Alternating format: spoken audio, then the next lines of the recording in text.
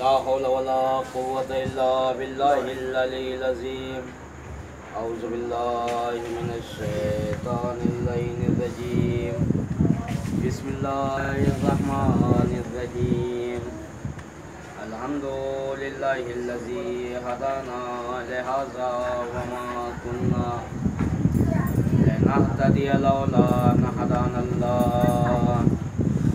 लक़द जाअत रुसुलु रब्बिना बिल्हक़ वस्सलातु वस्सलाम व तहियतु वल इकराम अला सय्यदि अस्लिम मा फिल वजूद सिर्रिल्लाहि फी कुल्लि मौजूद नुक़्तत दायरतिल वजूद व साहिबिल हम्द वल मक़ामिल महमूद मौलाना व मौलस सकलैन जद्दिल हसन वल हुसैन अबिल क़ासिम मुहम्मद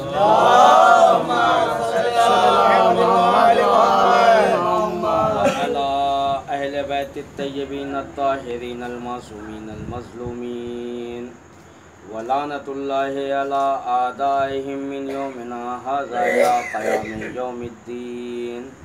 अम्मा बाद फ़क़द क़ाल अल्लाहु तआला व तबारक फ़ी किताबिहिल करीम व हुवा अस्दक़ुस सादिक़ीन व क़ौलुहुल हक़। बिस्मिल्लाहिर रहमानिर रहीम। या अय्युहल्लज़ीना आमनू मन यर्तद्द मिनकुम अन दीनिही फसौफ़ यातिल्लाहु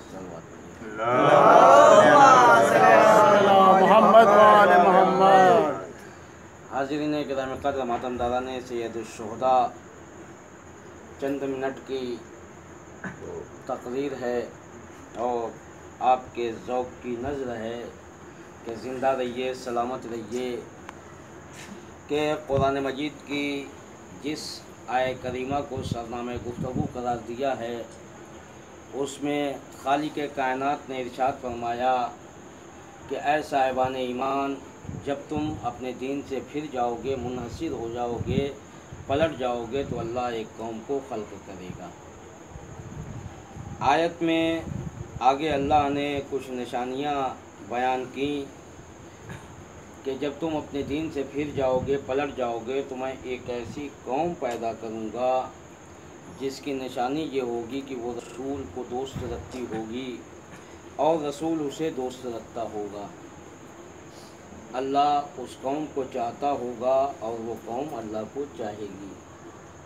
ये खालिके कायनात ने कुरान मजीद में ये निशानियाँ बताईं कि जब तुम अपने दीन से फिर जाओगे, यानी ईमान वालों से खिताब हो रहा है। या अय्युहल्लज़ीना आमनू, वो लोग जो ईमान ला चुके, वो लोग जो कलमा पढ़ चुके, वो लोग जो कुरान की तिलावत कर चुके, वो रोज़ जो हज व ज़कात व खुम्स सारी चीज़ें इस्लाम की शरीयत पे अमल कर चुके, उनके लिए अल्लाह इरशाद फरमा रहा है कि जब तुम अपने दीन से मुनहसिर हो जाओगे तो अल्लाह एक कौम को खल्क़ करेगा।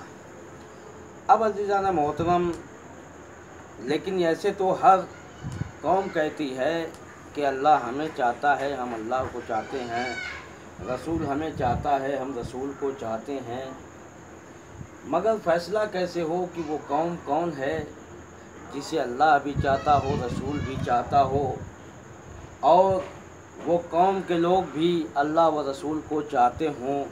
तो अज़ीज़ाना मोहतरम, हिजरत के 7वें साल जब मार्के खैबर मुनक्किद हुआ, खैबर के मैदान में पैगम्बर इस्लाम ने 1 दिन नहीं, 2 दिन नहीं, 10 दिन नहीं, 30 दिन नहीं, 35 दिन नहीं, 39 दिन तक मुसलमानों को परचम दे देकर भेजा। जिनकी भी ये तमन्ना थी कि सरदारी मुझे मिल जाए, रसूल ने उन्हें सरदार बनाया। जिनकी ये तमन्ना थी कि लश्कर मुझे मिल जाए, अल्लाह के रसूल ने उनको लश्कर दिया। 39 दिन में लश्कर वालों का ये हाल हो गया था कि लश्कर वाले रसूल के पास आते थे और कहते थे कि या रसूल अल्लाह, आपने कैसा हमें आपने हमें कैसा सरदार दिया था कि जैसे ही हम किले के करीब पहुँचे कि हमारा सरदार फरार हो गया।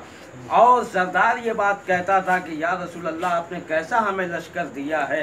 अगर हम किले के करीब पहुंचते थे और जब पीछे पलट के देखते थे तो पूरा लश्कर गायब रहता था।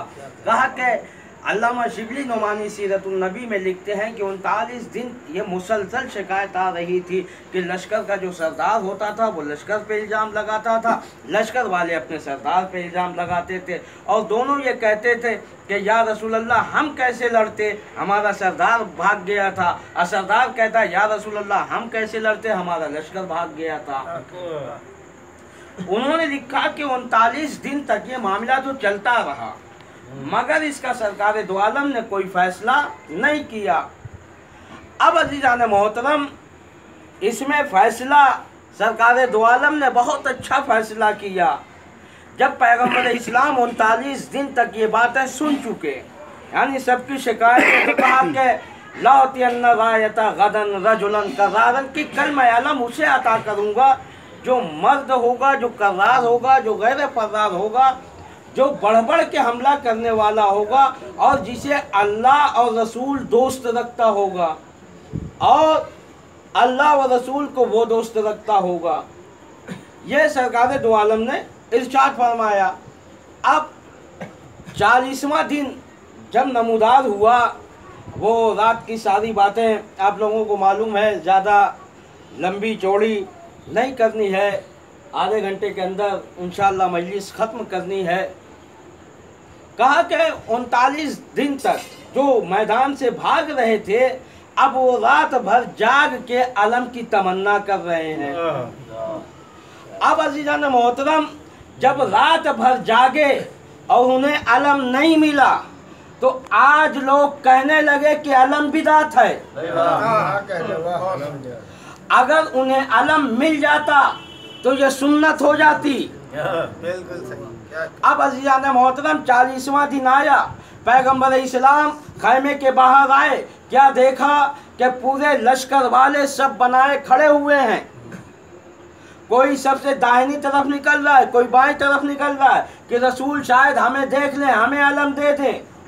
लेकिन उन्हीं के बीच में एक ऐसा भी बंदा था जो बहुत ही इत्मीनान के साथ खैमे, जब पैगंबर इस्लाम खैमे से बाहर आए, उसके बाद वो अपने खैमे से निकला और पैगंबर इस्लाम ने सामने देखा, लश्कर की तरफ नहीं देखा बल्कि सामने देखा। क्या देखा कि सलमान आ रहे हैं।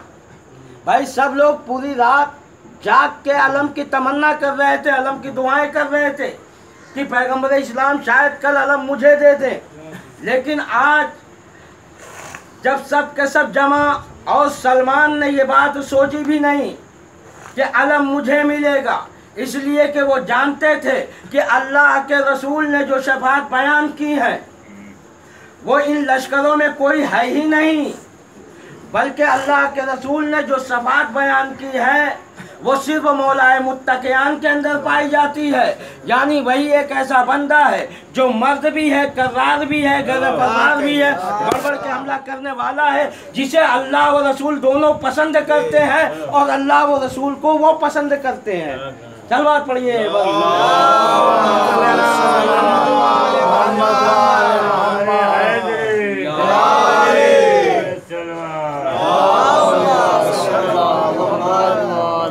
अब अज़ीज़ान मोहतरम, पैगंबर इस्लाम ने जनाब सलमान को हुक्म दिया कि मदीने की तरफ निगाहें गाड़ के बैठ जाओ, मदीने की तरफ निगाहें गाड़ के बैठ जाओ, क्योंकि खैबर में मौलाए कायनात मौजूद नहीं थे, खैबर में मौलाए कायनात मौजूद नहीं थे।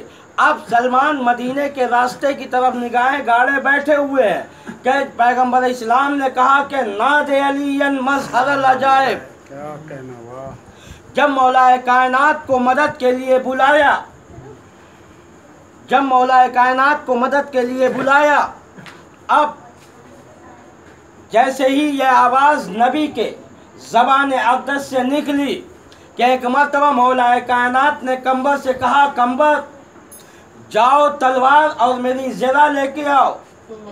जनाबे कंबर दौड़े हुए बैतुशरफ जाते हैं और जैसे ही बैतुशरफ पहुंचते हैं कि अंदर से फिजा ने तलवार और ज़रा मौला के हवाले कर दी। और जब हवाले कर दी, जनाबे कंबर लेके मौला के पास आए और आने के बाद कहते हैं कि या अली, गज़ब हो गया। मैं जैसे ही दरवाजे पे पहुंचा, मैंने न तलवार मांगी न ज़रा मांगी, अंदर से फिजा ने तलवार और ज़रा बरामद कर दी। एक मर्तबा जनाबे मौला कायनात कहते हैं कि चूंकि नूर की आवाज़ नूर तक पहुंचती है, कहा जो खैबर में रसूल ने आवाज़ दी है वो मैंने सुनी और फातिमा ने सुनी, और जो मैंने आवाज़ दी वो खैबर में रसूल ने सुनी और फातिमा ने सुनी। और कहा कि जो फातिमा ने फिजा से कहा कि तलवार लेके दरवाजे पे जाओ, कंबर आ रहे, कहा मैंने भी सुनी और रसूल ने भी सुनी। कहा चूँकि नूर की आवाज़ नूर तक पहुँचती है। सलवात पढ़िए। अब अज़ीज़ान मोहतरम, मौलाए कायनात खैबर में आए और आने के बाद पैगंबर इस्लाम ने उन्हें आलम दिया। आलम दे के खैबर के मैदान में भेजा। अब जब मौलाए कायनात खैबर के मैदान में जा रहे हैं, किले कुमूस जो किला था उसके करीब जैसे ही पहुँचे कि एक यहूदी आलिम जो किले कुमूस की बुलंदी पे बैठा हुआ था, जो किले कुमूस की बुलंदी पे बैठा हुआ था, उसने देखा मौलाए कायनात को, फिर उसने देखा अपनी किताब तौरात को, फिर उसने देखा मौलाए कायनात को, फिर उसने देखा इंजील को, फिर उसने देखा मौलाए कायनात को, फिर उसने देखा ज़बूर को। और देखने के बाद कहता है कि आए आने वाले शख्स अपना नाम बता। तो मौलाए कायनात ने कहा कि अना अली इब्न अबी तालिब, मैं अली का बेटा, मैं अली अबू तालिब का बेटा। जैसे ही उसने अली सुना, वो कहता है कि आने वाले रुक जा। कहा कि रुक जा, मैं नीचे जा रहा हूँ, बात करके आता हूँ। अब ये यहूदी आलिम जाता है और जाने के बाद मरहब से कहता है कि आज वो शख्स आया है जिसके लिए तौरात में लिखा है, जिसके लिए ज़बूर में लिखा है, जिसके लिए इंजील में लिखा है कि इस खैबर का फातेह होगा, वो इस खैबर का फातेह होगा। कहा मैंने जो किताब में निशानियां पढ़ी हैं, कहा वो सारी निशानियां उसके चेहरे से जाहिर हो रही हैं। एक मर्तबा मज़हब कहता है क्या उसका नाम क्या है? इस आलिम दीन ने कहा कि उसका नाम अली है। अब मज़हब कहता है कि तुम आलिम दीन जरूर हो, लेकिन मेरी माँ, कहा लेकिन मेरी माँ तुमसे बड़ी आलिमा थी, तुमसे बड़ी नजूमी थी। उसने कहा था कि बेटा तुम हर जंग में कामयाब रहोगे, मगर कोई हैदर नामी शख्स आ जाए तो मुकाबले में न जाना। अब उसके बाद मज़हब अपने भाइयों को पहले मैदान जंग में भेजता है और उसके बाद खुद मैदान जंग में आता है। और जब आता है तो पूछता है मौलाए कायनात से नाम। तो मौलाए कायनात अपना सीधे जैसे ईसाई और जैसे आलिम ने पूछा कि तुम्हारा नाम क्या है, मौलाए कायनात ने बताया कि अना अली इब्न अबी तालिब, मैं अली हूँ अबू तालिब का बेटा। वैसे ही उसको भी नाम बता देते कि मैं अली हूँ, मगर नहीं, बताया कि अनल लज़ी सम्मतनी उम्मी हैदरा, कहा मैं वो हूँ कि जिसकी माँ ने मेरा नाम हैदर रखा है। जैसे ही हैदर का नाम सुना, मज़हब चंद कदम पीछे हटा चंद कदम, लेकिन फिर उसे इस बात का डर सताने लगा कि अगर मैं पीछे हट जाऊं तो महल की औरतें मुझ पे हंसेंगी, इसलिए कि अरब का सबसे बहादुर इंसान मैं हूं। फिर उसके बाद वो सामने आता है। आने के बाद मौलाए कायनात से कहता है कि ठीक है आप मुझ पे वार करिए। मौलाए कायनात ने कहा कि नहीं, मैं तुम्हें 3 चीज़ें बताता हूँ, 3 चीज़ों पे किसी एक पे तुम्हें अमल करना है। उसने कहा कि क्या? कहा कि सबसे पहले तो तुम इस्लाम कबूल करो। उसने कहा इतने बड़े पहलवान, कहा कि पूरे यहूदियों की नुमाइंदगी मैं कर रहा हूं और मैं इस्लाम कबूल करूं। कहा कि ये नहीं हो सकता। तो कहा कि फिर मैदान छोड़ के भाग जाओ। क्या कहना? कहा मैदान छोड़ के भाग जाओ। तो उसने कहा कि नहीं, अगर मैं मैदान छोड़ के भाग गया तो औरतें मुझ पे हंसेंगी। अब उसके बाद मौलाए कायनात ने तीसरी बात कही। क्या बात है? सलवार पढ़िए। एक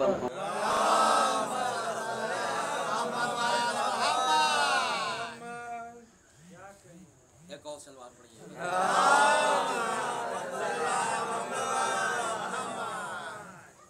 कहा कि 3 नसीहतों पे, एक नसीहत पे अमल कर लो 3 नसीहतों में। कहा कि या तो तुम इस्लाम कबूल करो। उसने कहा इस्लाम नहीं कबूल करेंगे। कहा कि मैदान छोड़ के भाग जाओ। कहा ये भी नहीं कर सकते इसलिए कि औरतें मुझ पे हंसेंगी। तो फिर कहा कि तीसरी चीज ये कि तुम मुझ पे वार करो। तो कहा कि ये तो हो सकता है, लेकिन मैं आपको मौका दे रहा हूं कि आप पहले वार करिए। तो मौलाए कायनात कहते हैं कि नहीं, अगर मैंने पहले वार किया तो याद रखना कि तुम्हें दोबारा मौका नहीं मिलेगा। कहा तुम्हें दोबारा मौका नहीं मिलेगा। जैसे ही मौलाए कायनात ने ये बात कही कि एक मर्तबा मजहब तलवार लेके आगे बढ़ता है और जैसे ही मौलाए कायनात पे वो हमला आवर होता है, मौलाए कायनात उसके हमले से बचते हैं और बचने के बाद जैसे ही बचते हैं, अब एक मर्तबा मजहब कहता है कि अब आप वार करिए। मौलाए कायनात ने उस पर वार किया। मौलाए कायनात ने जैसे ही वार किया, फिर वो खड़ा हुआ अपनी जगह पे, कह रहा है कि तुम्हारा भी वार खाली गया, मेरा भी वार खाली गया। तो मौलाए कायनात ने कहा नहीं, तुम्हारा वार खाली गया, मेरा खाली नहीं गया। कहा तुम्हारा वार खाली गया, मेरा वार खाली नहीं गया। कहा जब तक तुम खड़े हो तब तक एक हिस्से में हो, जैसे ही हिलोगे मर इधर गिरोगे, हम इधर।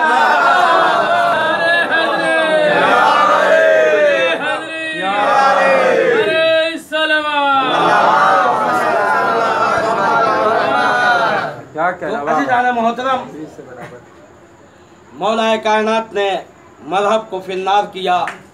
बस मजलिस तमाम। और इस तरीके से मौलाए कायनात हर जंग के फाते रहे। और मौलाए कायनात के लिए जो पैगंबर इस्लाम ने कहा कि अल्लाह उन्हें दोस्त रखता है और रसूल उन्हें चाहता है और अल्लाह व रसूल को वो खुद चाहता है। तो अज़ीज़ाना मोहतरम, ऐसा इंसान जिसके लिए पैगंबर इस्लाम ने बारहा तमाम चीज़ें, सारी चीज़ें, हदीसें बयान की, ज़माने वाले मगर उसे नहीं पहचान सके, बल्कि उन्होंने चाहा कि अली की फजीलत कम कर दिया जाए। यहाँ तक कि 40 साल तक मुसलसल मौलाए कायनात के ऊपर शब व सितम किया जाता रहा, यानी मिंबरों से मौलाए कायनात के खिलाफ बोला जाता रहा। माहौल तो ऐसा बना दिया गया था कि जब मौलाए कायनात मस्जिद कूफा में शहीद हुए और ये खबर जब शाम तक गर्दिश करते हुई गई, तो कहा कि मौलाए कायनात शहीद कर दिए गए नमाज की हालत में। तो वो लोग पूछ रहे थे कि ये मौला मस्जिद में क्या कर रहे थे, मस्जिद में क्या कर रहे थे।